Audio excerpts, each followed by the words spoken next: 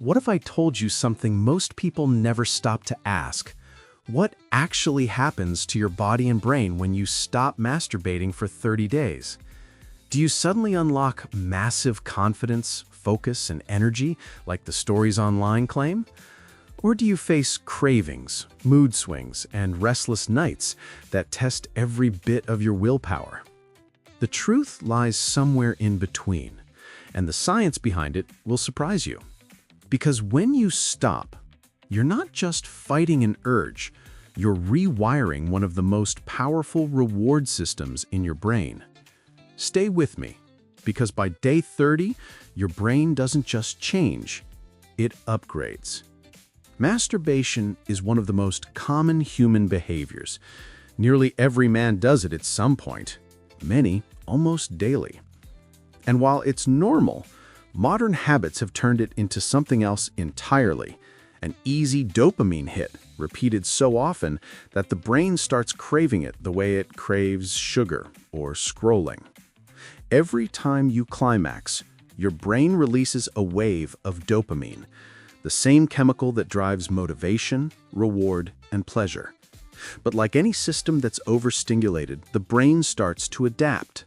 Dopamine receptors become less sensitive. That means what once felt exciting becomes ordinary. And you need more novelty, more stimulation to feel the same high. When you stop, that loop is suddenly broken.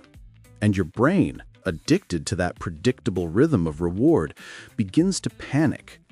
The first 3 days are the hardest. Your mind feels foggy, you're restless, irritable, distracted. You might even feel anxious or find it hard to sleep. Your body is adjusting to the absence of that regular chemical spike. This is withdrawal. Your dopamine system is recalibrating. Your testosterone dips slightly. Your mood wobbles, and you might even dream about what you're avoiding.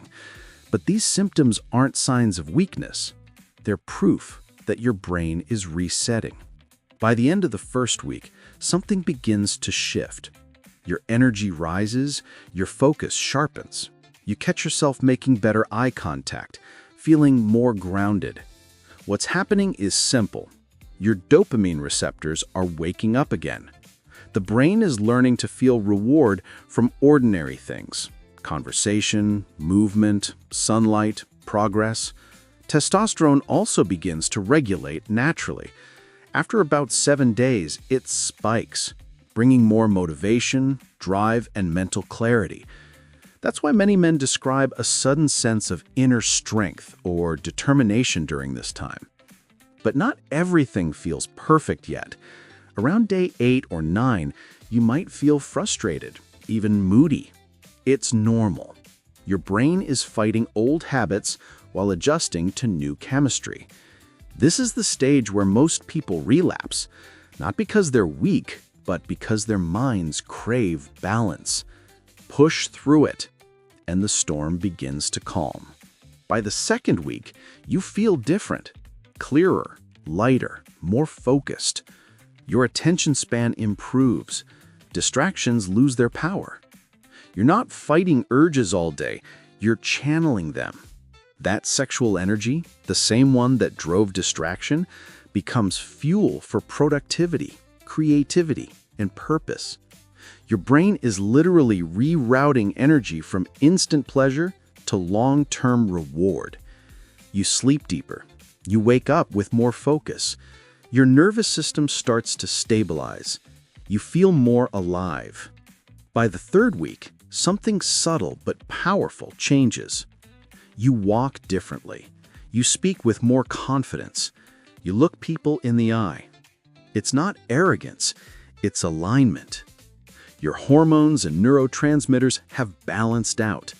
Testosterone and dopamine are no longer spiking and crashing. They flow steadily, giving you confidence that doesn't depend on external stimulation. People start noticing. There's a quiet magnetism in self-control. When you stop draining energy through compulsive release, it shows in your posture, your tone, your focus. By the final stretch, around day 26 to 30, your brain is firing on a whole new rhythm. Neuroscience shows that the prefrontal cortex, the part responsible for focus, willpower, and discipline, becomes more active when you reduce compulsive behaviors. You start feeling in control again, not because desire disappeared, but because you're steering it. Your dopamine levels have stabilized. Your baseline motivation is higher. You don't need constant stimulation to feel good. You feel satisfied just being present. After 30 days, the changes are clear. Your energy is steadier. Your thoughts are sharper. Your confidence feels natural. You're no longer chasing reward, you're creating it. Your brain's reward system, once hijacked by quick pleasure, has learned patience.